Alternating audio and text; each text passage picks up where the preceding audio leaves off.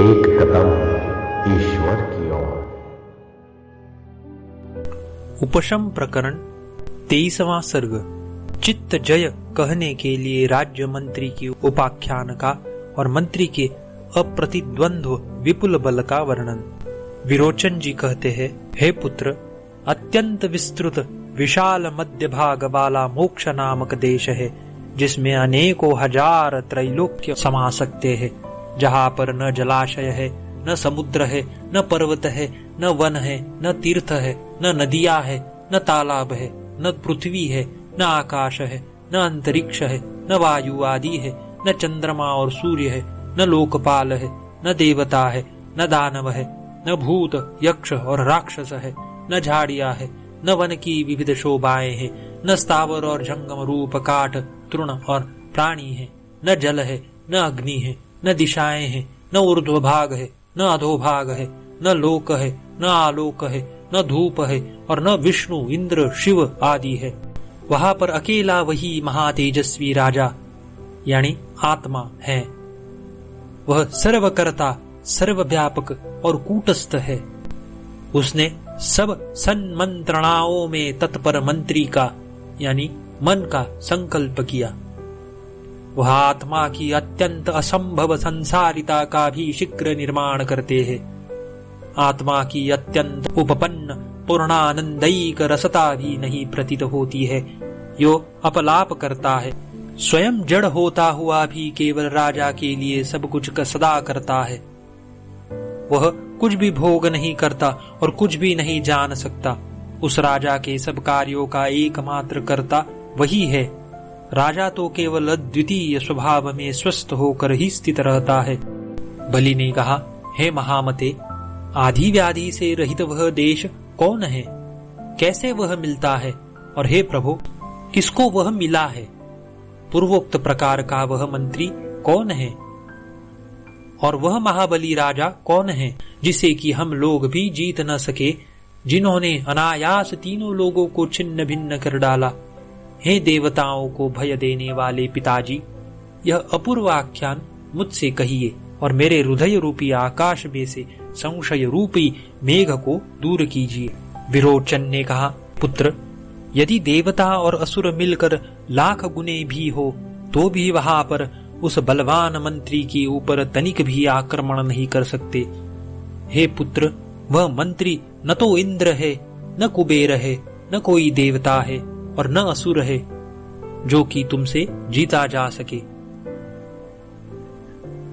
जैसे पत्थर पर कमल का आघात कुंठित हो जाता है, वैसे ही उस पर तलवार, मूसल, भाले, वज्र, गदा आदि आयुध कुंठित हो जाते हैं। वहां तक अस्त्र शस्त्रों की पहुंच नहीं है।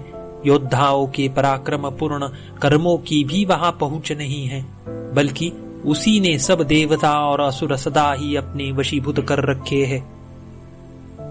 यद्यपि वह विष्णु नहीं है, तथापि उसने इस लोक में हिरण्याक्ष आदि असुरों को ऐसे गिराया जैसे कि प्रलय काल का वायु मेरु पर्वत के कल्पद्रुम को गिराता है।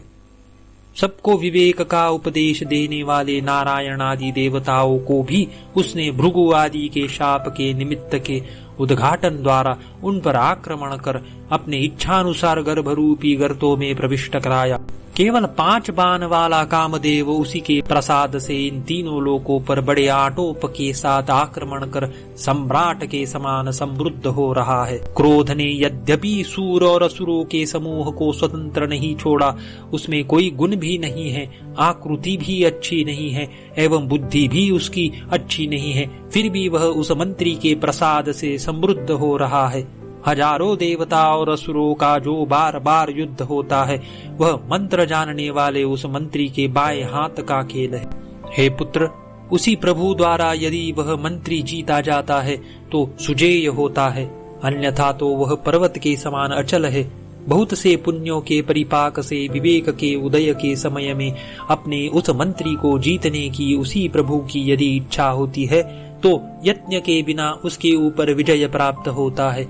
तीनों लोकों में जितने बलवान हैं, उन्हें अपने बल से ही जीतने वाले और तीनों लोकों मर रहे जंतु के समान उच्छ्वासित कर देने वाले उसे जीतने की यदि तुम में शक्ति है तो तुम निश्चित पराक्रमशाली हो। सूर्य रूपी उस मंत्री का उदय होने पर ये त्रिलोक रूपी कमल तालाब विकास को प्राप्त होते हैं और उसके अस्त होने पर विलीन हो जाते हैं। व्यामोह रहित एकाग्र बुद्धि से उसे इस प्रकार जीतने के लिए यदि तुम समर्थ हो तो हे सुव्रत तुम धीर हो। उसके ऊपर विजय प्राप्त होने पर अजित लोक भी विजित हो जाते हैं। यदि उस पर विजय प्राप्त न हुई तो जो चिरकाल से विजित है वे लोक भी अविजित ही है।